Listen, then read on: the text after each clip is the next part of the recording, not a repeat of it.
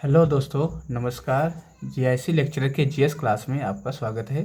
पहला क्वेश्चन है कि किस शासक ने महाबलीपुर के रथ मंदिरों का निर्माण करवाया था? नरसिंह वर्मन प्रथम ने करवाया था। फिर दूसरा क्वेश्चन है कि शिव समुद्रम पनबिजली स्टेशन कर्नाटक राज्य में किस नदी पर बनाया गया है? कावेरी नदी पर बनाया गया है। कहाँ बनाया गया है? कावेरी नदी पर।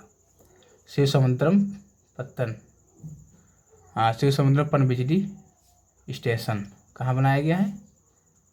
कावेरी नदी पर। सबसे उच्च किस्म का कोयला एंथ्रेसाइट किस्म का कोयला है। ठीक है दोस्तों। फिर सिनेगॉन्ग किस धर्म का आराधना स्थल है? यहूदी धर्म का। ख्वाजा मोइनुद्दीन चिश्ती की प्रसिद्ध दरगाह कहाँ पर स्थित है? अजमेर में है। फिर क्वेश्चन है कि सन 1969 में भारत में कितने बैंकों का राष्ट्रीयकरण किया गया? 14 बैंकों का राष्ट्रीयकरण किया गया था। कितने बैंकों का? 14 बैंकों का राष्ट्रीयकरण किया गया 1980 में। फिर 6 बैंकों का भी राष्ट्रीयकरण बाद में किया गया था। ठीक है। फिर है मोटर वाहनों में पश्च दृश्य दर्पण के रूप में कौन सा दर्पण उपयोग में लाया जाता है? उत्तल दर्पण। कौन सा? उत्तल दर्पण। वोट की सीमा 21 वर्ष से घटाकर 18 वर्ष कर दी गई 61वें संविधान संशोधन द्वारा 1989 में। भारत का प्रथम गवर्नर जनरल वारेन हेस्टिंग्स था। कौन था? Warren Hastings. फिर कौन था? भारत का पहला viceroy Lord Canning. Lord Canning यानी भारत का प्रथम गवर्नर जनरल वारेन हेस्टिंग्स था। फिर वायसराय बनाया गया, कैनिंग को बनाया गया। मोहम्मद अली जिन्ना का घर भारत में कहाँ है? तो मोहम्मद अली जिन्ना का घर भारत में कहाँ है? यह है मुंबई में। कहाँ है? मुंबई में। भारत की सबसे बड़ी सुरंग जवाहर सुरंग किस राज्य में स्थित है? जवाहर सुरंग कहाँ स्थित है? जम्मू और कश्मीर में। ठीक है।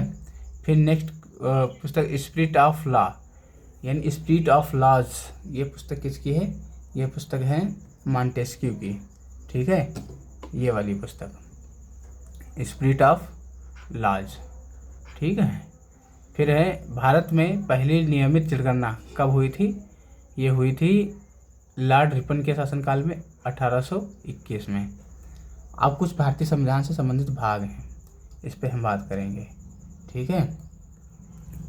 पहला भाग है संविधान से संबंधित भाग, यानी भाग 1 में क्या उल्लेख है? संघ और राज्य क्षेत्र और उसके अनुच्छेद 1 से 4 तक इसका उल्लेख है।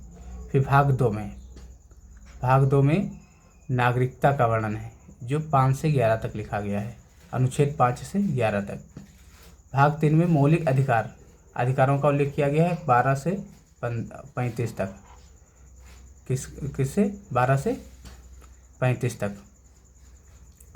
ठीक है।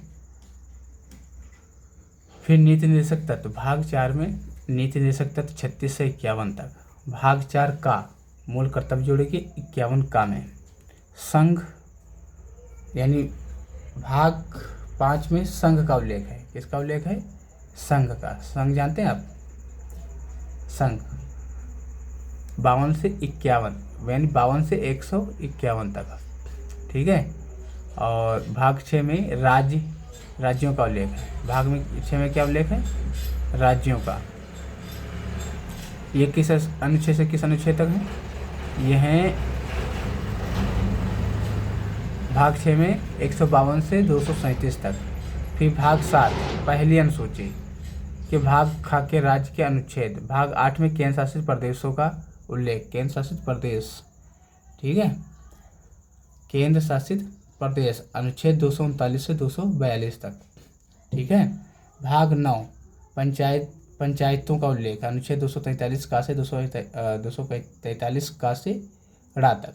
नगर पालिकाएं 243 ता से 43 ता से 6 तक। अनुसूचित जाति आयोग यानी अनुसूचित जाति क्षेत्र, अनुच्छेद 244 से 244 ए तक। भाग 11 केंद्र और राज्य के बीच संबंध, अनुच्छेद 245 से 263 तक। भाग 12 वित्त संविदाएं संपत्ति और वाद, 246 से 300 तक। भाग 13 भारत के राज्य क्षेत्र के सीमा के भीतर व्यापार वाणिज्य एवं समागम, अनुच्छेद 301 से 307 तक।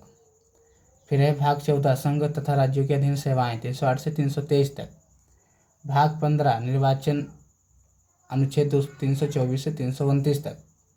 भाग 16 कुछ वर्गों के संबंध में विशेष उपबंध 330 से 342 तक। भाग 17 वेरी इंपॉर्टेंट, भाग 17 राजभाषा अनुच्छेद 343 से 351 तक। ठीक है। भाग 18 आपातकालीन उपबंध 352 से 360। और भाग 19 में प्रकीर्णन का उल्लेख है। किसका उल्लेख है? प्रकीर्णन का। ठीक। भाग 20 में संविधान संशोधन प्रक्रिया अनुच्छेद 368 वेरी इंपॉर्टेंट। अस्थायी संक्रमणकालीन और विशेष उपबंध अनुच्छेद 369 से 392। संक्षिप्त नाम प्रारंभ हिंदी में प्राधिकृत पाठ एवं निरसन अनुच्छेद 393 से 395 ये भाग 22 में उल्लेख है। धन्यवाद दोस्तों। चैनल को लाइक करो, सब्सक्राइब करो, ज़्यादा से ज़्यादा शेयर करो। धन्यवाद दोस्तों।